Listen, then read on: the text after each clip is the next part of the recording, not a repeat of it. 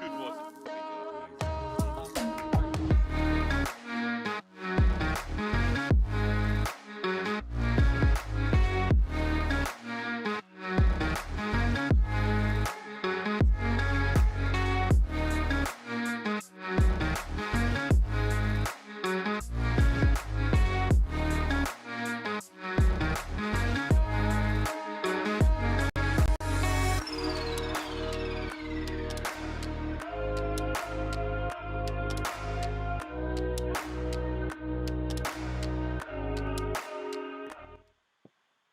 Good evening, everybody. Welcome to the preview show. Just Adam and myself tonight. More room to Bit spread of out. space. There's no Ryan on the middle on the phone. He's busy. Yeah. He's a little busy with work at the moment. Bless him. Final night of rehearsals. Yes, he's on the last night of rehearsals. So I think it's going to be quite a late one. Just making sure all the I's are dotted and the T's are crossed. Hope everybody is well. Get yourselves in the chat. Let us know that you are here and ready for the preview show. It's been a big week, isn't it? It's been lots going on. We're going to have to talk about Tiger at some point because that's his interview. I don't know if you managed to catch any of it. I've caught some of that. Yeah. So some positive news that he's obviously back hitting and obviously listening to him, nearly losing a leg. It was not a good start to the whole proceedings, but obviously back on his feet, back being able to do some level of normality. Indeed. Which is first and foremost the most important thing. And then obviously hitting some shots, but has said that he won't be back full time. No, won't be back full time. And he was never there full time. I was going to say, was he ever really there full time? If he played 18 events in a year, that would be more than normal, you know. So he hasn't been full time for quite a while. But it's nice to just the fact that he's talking about it, the fact that he's on the road to recovery. That is always a good thing. Yes. Speaking of recovery, how are we feeling after the weekend? I feel good. Feel good. So, those of you that don't necessarily follow us on all the social medias, Adam and I ran the Southwold 10K on Sunday. Becoming a bit of a tradition. Yeah, it's a lovely event. Southwold's a lovely town to go and spend a day in. Yeah. Obviously, running around isn't the most enjoyable way to spend a Sunday morning. It's a little cold. It was quite cold, but there's certainly colder parts of the country for sure. Yep. You know, there wasn't any snow. Nope. There wasn't too much of a wind, really. No. There wasn't any rain, so it was fine. We got it done. We got the medals. Yep. Got the T-shirt, as it were. The medal that's not a medal. The medal that's a wooden medal. Yep. But they're all about sustainability, aren't they, nowadays? Yep. Over at Adams. And a lovely goodie bag. As always, that's one of the best things about it. Yeah, waded through my beer and my gin and tonic that evening. Can of gin and tonic and some beer is always good. Daddy Trett is in the house. Daddy Trett, how are we doing? Nice to see you. So there's no real roundup to talk about. No. Because obviously there wasn't any event last week. There was a European Tour event. There was a European Tour event, but it was kind of co-sanctioned. So we had a week off. Picks. And for those of you that don't necessarily know, we run a fantasy golf every single week. Yep. So let's briefly go through how to play. So if anyone is there watching down the lens that is new, this is how to play. So you get 100 points. That is you. You can pick 1, 2, 3 or 4 players. Yes. It's completely up to you. Yeah, correct. You're then going to get those players' odds multiplied by however many points you put on them. So if you have someone at 10 to 1 and you put all 100 points on them, you've obviously got that potential to win that 1,000 points for that winner. Okay? If they don't come first, you don't get all of the pot, and it gradually goes down depending on where they finish in the leaderboard. They've got to make the top 50 to score points. Yes. Anywhere outside the top 50 is 0, unless they miss the cut, in which case it's minus. Yeah. So it's very simple. Your players have got to make the cut, and there's also a winning bonus. Yeah, I was going to say, if you are lucky enough to pick the winner, there is a winning bonus of 250 points, which, when you break that down, it's worth having. It's worth having. Coming from a person that doesn't have it yet. That hasn't currently got a win this year. So if we quickly have a little look through the screen, the slide that's on the screen, and you'll see there'll be people in the comments in a little while showing their picks in terms of where they go. We're going to put the betting on the screen, and you'll see how people go. So let's talk about the event this week. Yes. So obviously we're on the European Tour. We are. We are South African Open. Yes.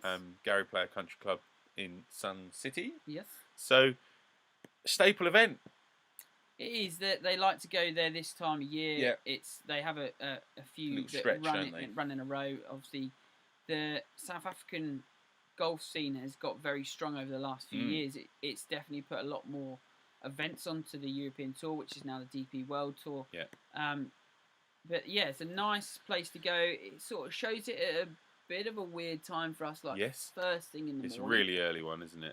So when you're up early, like you can switch it on and they'll already be like halfway through a round. Just some stunning sights normally that obviously you've got here, but they go to like Leopard Creek, and it's right on the side of Kruger National Park, and it's just what a lovely place in the world. Some of the things, and when you get Tony Johnson on there telling you about every hippo, bird, every and variety else, of everything, it adds a little bit of something, and it's something that's very different.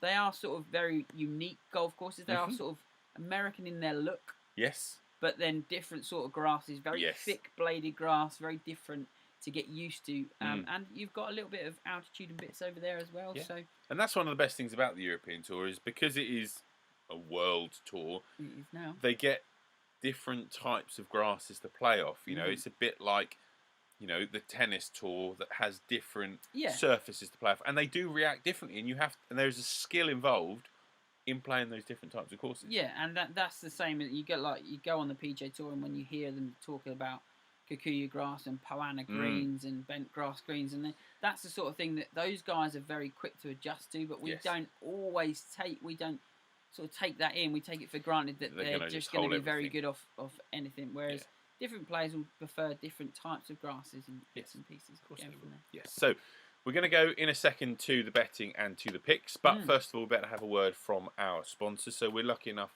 that Cutter Golf support the previous show, support a lot of things that we do over at the channel. If you haven't heard of the Cutter wedges that they produce, have a little watch of this. Wanted you to know personally from me, the club does exactly what they say it does.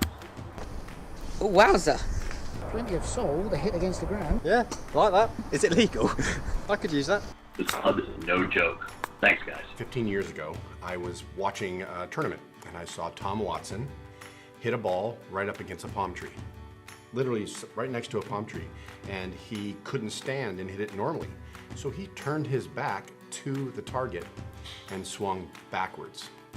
And he hit it within 3 feet. I raised the club eye level to my eye, and it turned out like this.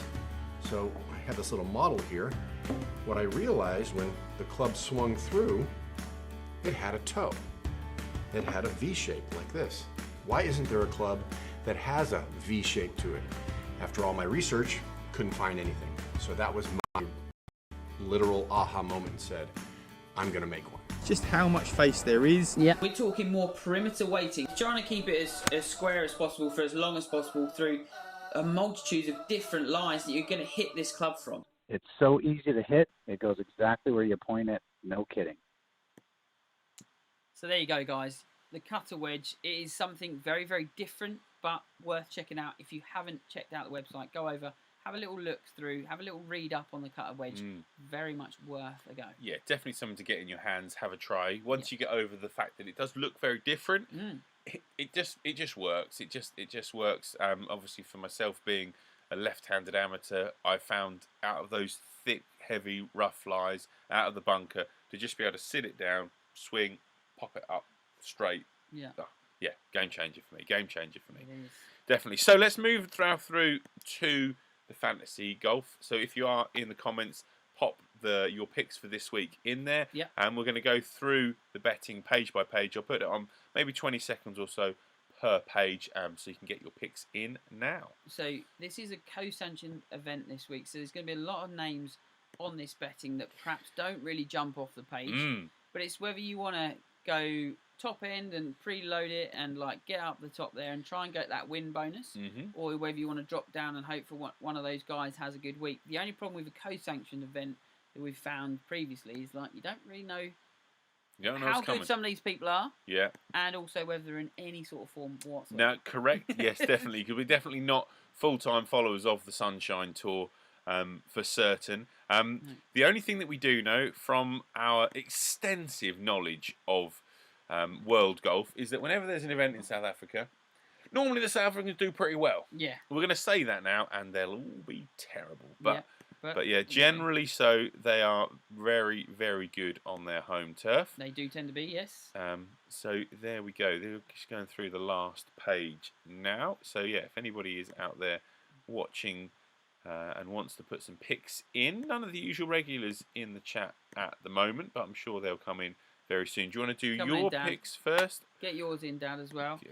So I'm going to go 50-50 this week. You're going to go a bit the old hedgy bets, the old fence sitting. So I'm going to go Dylan Fratelli at 12 to 1. 50 points. Is he a South African? Yes. He is? Okay. Yes.